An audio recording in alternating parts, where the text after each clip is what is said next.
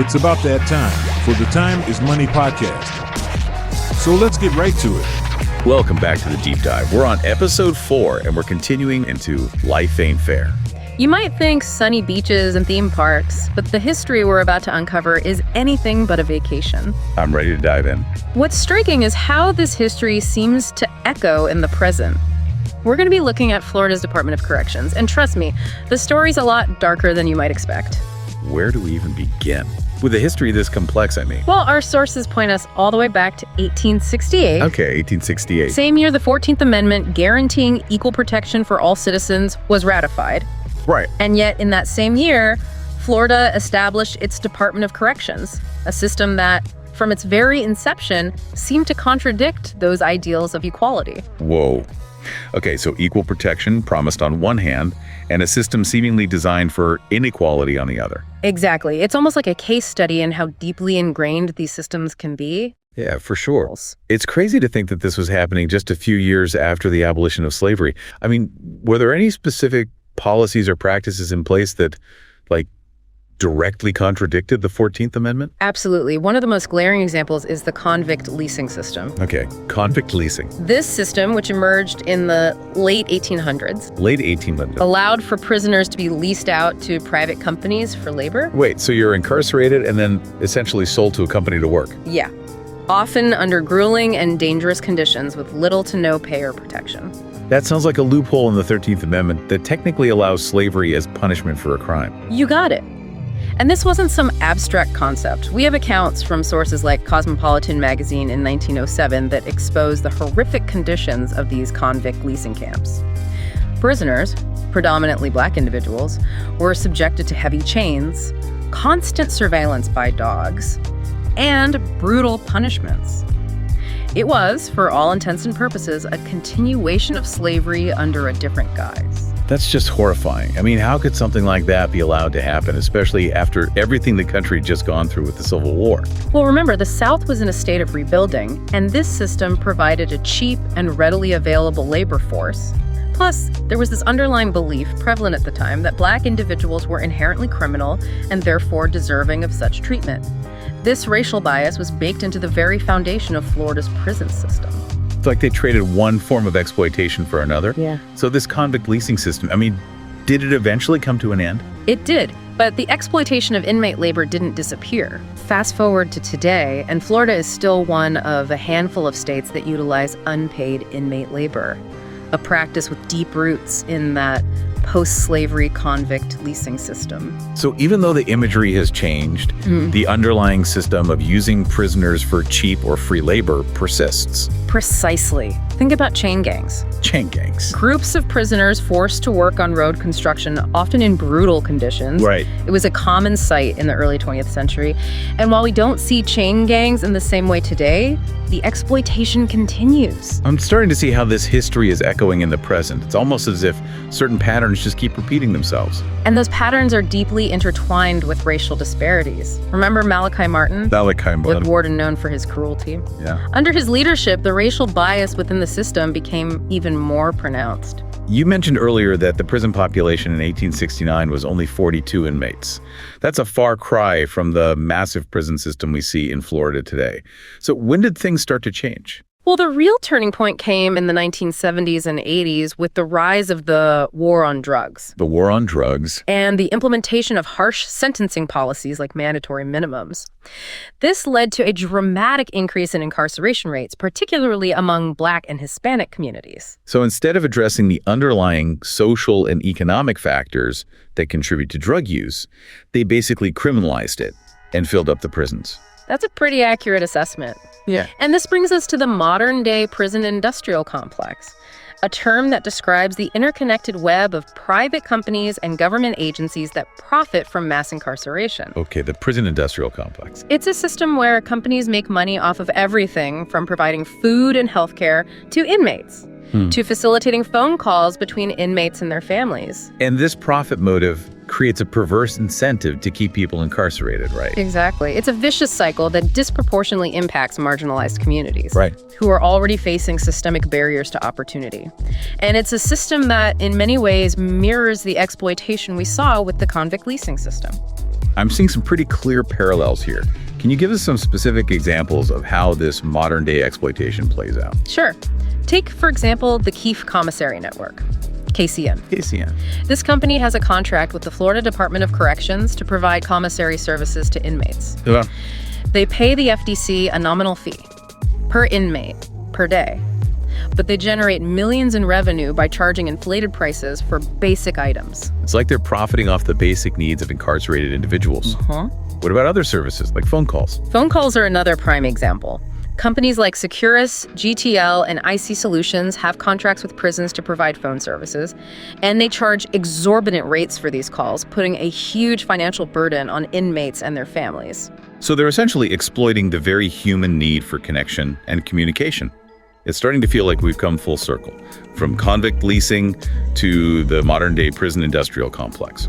That's a pretty astute observation, and it's something we'll delve into further as we continue our deep dive. Well, I'm definitely starting to see how Florida's prison system is anything but sunny. It's a complex and deeply troubling history that continues to impact lives today. Yeah, it's heavy stuff, no doubt. But one of the things that's been really interesting to me as we've been digging into these sources is seeing how this legacy of exploitation is playing out in Florida's sentencing practices, particularly when it comes to life without parole or LWOP.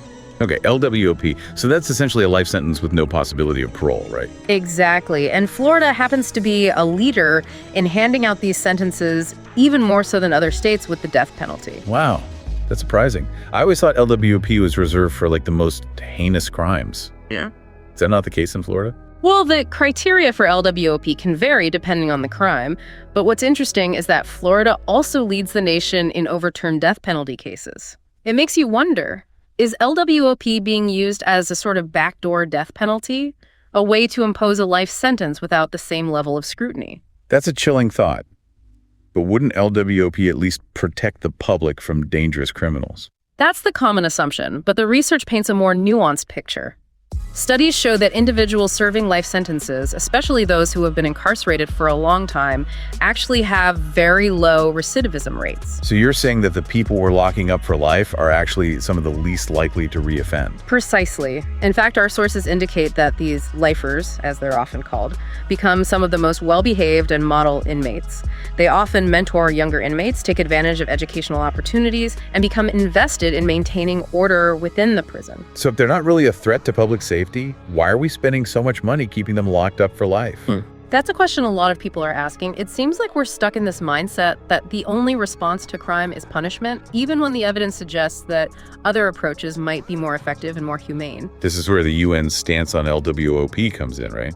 Yes, the UN considers LWOP to be a form of cruel and unusual punishment, especially when you consider that it's often applied with fewer safeguards than the death penalty. That's a really interesting point.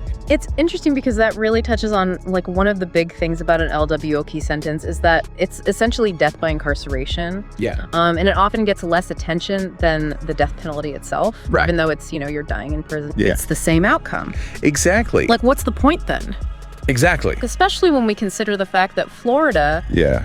leads the nation in both trying juveniles as adults Oh, wow. and handing out these juvenile life without parole sentences. JLWOP? Yeah, JLWP. Yeah. And it really makes you question Right. how our justice system views young offenders. Yeah. Are we really taking into account, Yeah. the developmental differences between Yeah. adolescent brains and adult brains? Yeah, because, scientifically, we know that the Right. prefrontal cortex, Right.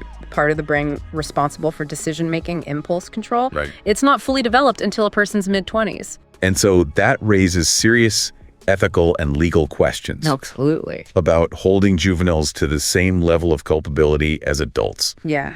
And so it's not just limited to juveniles. Right. The book also talks about the concept of emerging adults. Okay. So those between the ages of 18 and 25 Okay. and how their brains are still maturing. Gotcha.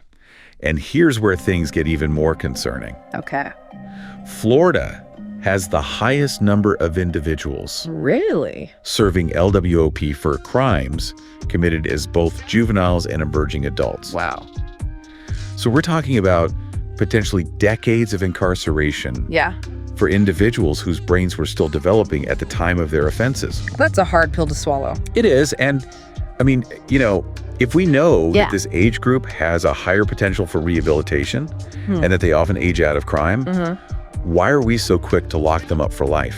Really does challenge our assumptions about punishment and, Redemption. redemption. Exactly. So speaking of challenging assumptions, Yeah. this deep dive into Florida's history Okay. takes kind of a shocking turn. Right. Philo draws a direct connection between the 13th Amendment, Okay. which abolished slavery, except as punishment for a crime, Right. and the state's history of convict leasing and chain gangs. Interesting. It's wild to think that these systems were operating simultaneously. Yeah, for sure. So what's really striking is that Florida's Department of Corrections, Okay. the FDC, Yeah. was founded in 1868. Wow. The same year the 14th Amendment was ratified, guaranteeing equal protection under the law. It really makes you wonder what was going on back then. Yeah, so while the nation was making strides towards equality on paper, Right. Florida was essentially creating a system Yeah. that allowed for a new form of slavery to flourish. Yeah, essentially. That's the argument that Philo's putting forth. Yeah. And he backs it up with some pretty damning historical evidence. Okay. He even quotes a 1907 Cosmopolitan magazine article that exposes the horrific conditions of Florida's convict leasing system. It's crazy to think that that was going on back then. Yeah, and it's disturbing to think that this legacy of exploitation continues to this day. Right. I mean, the book even mentions that unpaid inmate labor Yeah. is still being used to maintain Florida's infrastructure, Oh, really? like the Tamiami Trail and state road crews. Wow. It's almost as if we're driving on the backs of these inmates, literally. Yeah. And unfortunately, this exploitative system hasn't really gone away. Right. It's just kind of evolved. Just found new ways. Yeah. So let's talk about that evolution. Okay. Where does this legacy of exploitation Yeah. manifest in Florida's current justice system? So I think that it's what we call now the prison industrial complex. Okay. And it really revolves around private companies profiting from inmates and their families. So that's a term that we hear a lot, but I think it's worth breaking it down. Sure. Who are these companies? And how are they profiting off of incarceration? The book names some specific companies like Access Corrections, Advanced Technologies, GTL, IC Solutions, JPay, Keefe Group, Securus, Trinity Services Group, and Union Supply Group. So these are all companies that provide services to inmates and their families. Exactly, yeah. So like phone calls, commissary goods, money transfers, basically anything that they need to like survive and stay connected. Exactly. And I imagine these services come at a pretty steep price. You got it. So they mark up the costs of these basic necessities. Yes. Which places a huge burden on families. Right. Many of whom are already struggling to make ends meet. Exactly, yeah. So Philo mentions a particularly egregious example. Okay. Keefe Commissary Network's contract Right. with the FDC. Okay. They pay $1 per inmate per day, Okay. which may not sound like much. Right. But when you consider the sheer number of inmates in Florida's prisons, Yeah. it adds up to guaranteed profits for these companies. Yeah.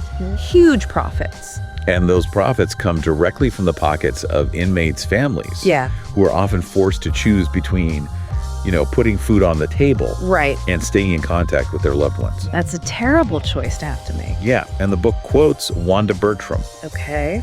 from the Prison Policy Initiative, Okay. who describes this system as highly exploitative. It is. And she's not wrong. Yeah. It preys on the vulnerability of incarcerated individuals and their families. Absolutely. And it doesn't stop there. Right. These companies also engage in aggressive lobbying efforts Wow. to maintain their grip on the market. Interesting. So, for example, Securus has been known to lobby for bans on cell phones in prisons Right. because it threatens their lucrative phone contracts. That's awful. So they're actively working to keep inmates isolated from their loved ones just to protect their bottom line. It's so disheartening. It is, and it further perpetuates that cycle of disadvantage that many inmates and their families face. So it's clear that this system is deeply flawed. Yeah. And unfortunately, the problems don't end there. Okay. The book also highlights some alarming racial disparities within Florida's LWOP population. Right. The data shows that over half of all people serving LWOP in 2020 were Black, Wow. which is a disproportionately high number. Yeah. compared to their representation in the general population. Right. This is obviously connected to that long history of exploitation that we talked about earlier. Right. And it's particularly troubling when you consider that Black youth in Florida are 4 times more likely to be tried and sentenced as adults Wow. than their white counterparts. That's a huge disparity. And this pattern of racial disparity persists throughout the entire criminal justice system, Yeah. even extended to the death penalty. Oh, wow. Florida has a higher percentage of Black death row inmates Right. than the national average, which is a deeply troubling statistic. It is. So we've gone from juvenile brains to prison profiteering to racial injustice. It's a lot. It's clear that Florida's criminal justice system is facing some serious challenges. Absolutely. But the conversation doesn't have to end there. No. So in the next part of our deep dive, we'll explore some potential solutions that Philo outlines in his book. All right, I'm ready for some solutions. Yeah. All this has been really heavy, Yeah, it has. but it's good. It's important to talk about it. Absolutely. We need to talk about these issues if we ever hope to create a more just and equitable system. I agree. I agree. So we'll be right back.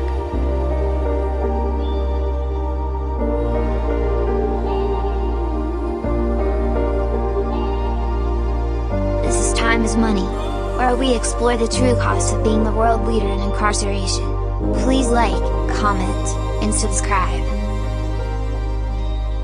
So as promised, we're going to dive into a potential solution that Philo really champions, restitution. Okay, so remind me, like, how does restitution actually work? Yeah. It can't just be about money, right? Right. Especially when we're talking about crimes like murder. Right. Where the harm is so profound. Well, it's really interesting because restitution is not a new concept. Okay.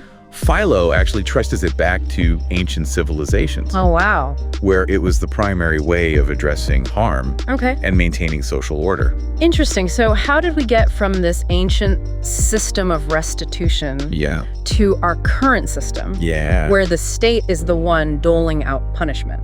Well, Philo argues that it's been a gradual shift. Over time, the state essentially inserted itself as a mediator between victims and offenders. And it seems like that role as mediator eventually morphed into something much bigger, with the state becoming the ultimate authority on justice. Exactly. And somewhere along the way, the concept of restitution got kind of sidelined. It did. It's like we forgot that justice can be about repairing harm and making things right. Rather than just inflicting punishment. Right. And Philo makes a fascinating point about how Florida law actually prioritizes punishment over victim compensation and rehabilitation. It's right there in the statutes. Wow. And that focus on punishment often leaves victims feeling kind of forgotten. Right. They're the ones who suffered the harm. Right. But they're not necessarily at the center of the justice system's response. Exactly. He actually says that some victims end up feeling victimized twice. First by the offender, and then by the state. It's a really powerful statement. It is. About how our current system can fail to truly address the needs of victims. Okay, but even if we bring restitution back into the picture, how do we actually apply it to something as serious as LWOP? Right. These are people who've committed some pretty heinous crimes. That's where things get really interesting. Okay. Philo argues that even LWOP inmates can and should be held accountable through restitution, even if they'll never be released from prison. So what would that look like in practice? Right. Are we talking about them, like, making license plates? And paying back their victims with pennies a day? No, it's not about exploiting their labor for profit. Okay. It's about them contributing to society in meaningful ways, even from behind bars. Oh, okay. So like community service. Exactly. Even though they're incarcerated. Exactly. Think about it. They could mentor at-risk youth. Okay. Participate in restorative justice programs. Okay. Maybe even use their experiences to help prevent others from going down the same path. Wow. That's a really powerful idea. Yeah. It's like turning their punishment into something positive, something that benefits society. Exactly. And it also could address that huge financial burden that LWOP sentences place on taxpayers. Because we're literally paying millions to keep these people locked up for life. Exactly. So Philo's arguing that those resources could be redirected towards supporting victims, funding rehabilitation programs, and even investing in crime prevention. Absolutely. It's about thinking bigger. Thinking about how to create a system that's truly restorative and beneficial for everyone involved. I'm starting to see the potential here. Yeah. But how do we determine which LWOP inmates are genuinely remorseful and capable of contributing to society in this way? Yeah. We can't just take their word for it. That's where the REAP program comes in. The what? REAP. It stands for Rehabilitation Evaluation and Assessment Protocol. And it's this system that Philo proposes for evaluating LWOP inmates and identifying those who are truly ready for a second chance. Okay. Even if that second chance doesn't involve physical freedom. Okay, so let's break down this REAP program. Sure. What exactly does it involve? So first of all, it recognizes that parole boards have a tough job. They do. They're tasked with making life-altering decisions. Yeah. And they often face intense scrutiny if someone that they release reoffends. Have a lot of pressure to put on someone. It is a lot of pressure. Yeah. So the REAP program aims to take some of that pressure off by providing a more structured and evidence-based approach to evaluating rehabilitation. Yeah. And it starts by clearly defining what rehabilitation actually means in this context. Okay, so instead of just relying on like gut feelings or subjective impressions, we're talking about concrete criteria and measurable progress. Exactly. And this is where the assessment part comes in. Okay. Philo recommends using proven risk assessment tools to supplement the parole board's decision-making process. Okay. And these tools look at things like an inmate's criminal history, their behavior in prison, their participation in rehabilitative programs, and their overall psychological state. So it's kind of like creating this comprehensive profile of each inmate based on objective data and expert analysis to see if they're a good candidate for this kind of second chance. Precisely. And this is where those second chance dorms come in. Okay, yeah. So we talked about how Florida already has successful programs for lifers who are eligible for parole. They do. And their recidivism rates are incredibly low. Right. So Philo suggests creating similar dorms specifically for LWOP inmates who are being evaluated for potential participation in the REAP program. It would be a way to assess their readiness for a less restrictive environment and their ability to function within a community, even if it's a prison community. That makes sense. But what about the victims in all this? Where do they fit into the REAP program? That's a crucial question, and Philo emphasizes that victim involvement is essential. He envisions a system where victims have the opportunity to share their stories, express their needs, and even participate in restorative justice processes with the offenders if they choose to.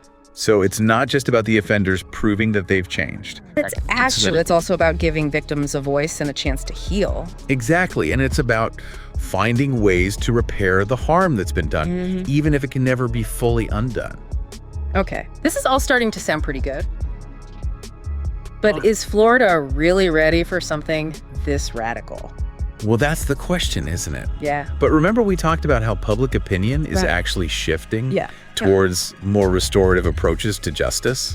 Yeah, people are realizing that just locking people up for life isn't the answer. Exactly. And those statistics about the success of existing parole programs in Florida are pretty compelling. They are, and think about the economic benefits. Yeah. Florida could save millions by transitioning some of these LWOP inmates into programs where they're actually contributing to society. I'm definitely seeing the potential here. Yeah. But let's be real. Yeah. There are going to be people who are totally against this idea, right? People who believe that LWOP inmates deserve to rot in prison for the rest of their lives. Absolutely. There's always going to be resistance to change, especially when it comes to something as deeply emotional as criminal justice. But Philo's argument is that we can't let fear and retribution dictate our policies. We need to be guided by evidence, compassion, and a belief in the possibility of redemption. I think he's right. We can't just write people off as lost causes. We need to create a system that gives them a chance to prove that they've changed and to make amends for their past actions. And that's ultimately what the REAP program is all about. Offering a path towards redemption, even within the confines of a prison sentence. This deep dive has really opened my eyes to the complexities of LWOP. It is complex. And the potential for something better. Yeah. But before we wrap up, I want to hear your final thoughts. Okay. What's the most important takeaway for you? And what do you hope our listeners will remember from this conversation?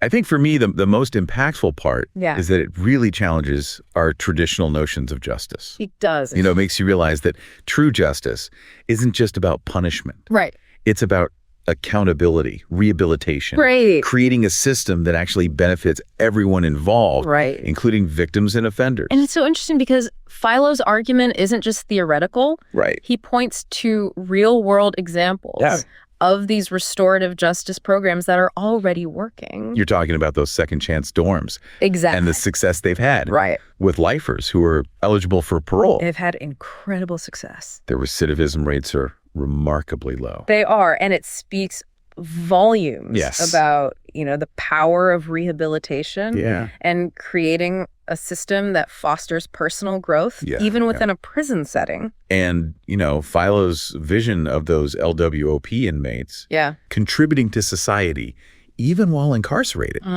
is incredibly inspiring. It is. Think about the potential impact that they could have. Right. Mentoring at-risk youth or participating in programs to help prevent others from making similar mistakes. I think it's about recognizing that they still have something valuable to offer, that their lives still hold meaning and purpose despite their past actions. Yeah, it's a radical shift. It is. In perspective. Yeah.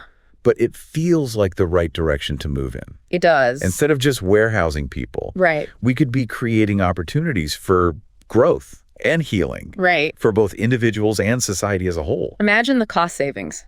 Yeah, that's what I was thinking. Like millions, even billions that we're spending on a system that prioritizes punishment over rehabilitation. Right. What if we took that money and put it into programs that actually reduce crime and make our community safer? It just makes sense, both from like a moral and an economic standpoint. Yeah. But I know that there are going to be people who resist this idea. Of course. Who believe that some crimes are just unforgivable. Right. That some individuals are beyond redemption.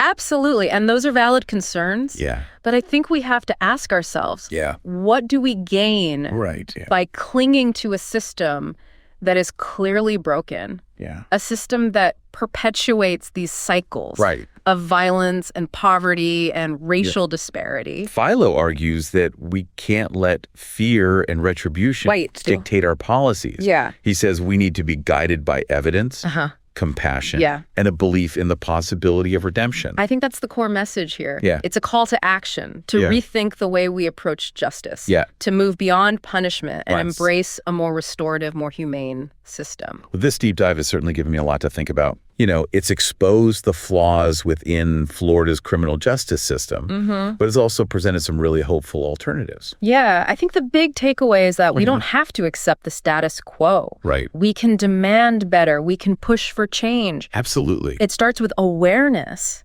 Having these difficult conversations, challenging our own assumptions about justice and redemption. And it requires us to listen to the voices of those who have been directly impacted by the system, both victims and offenders. Creating a system that truly reflects our values of fairness, compassion, and second chances.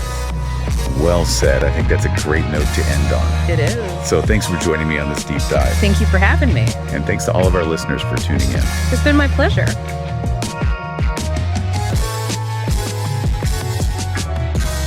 You're listening to Time is Money, where we explore the real costs of being the world leader in incarceration. Please like, comment, and subscribe.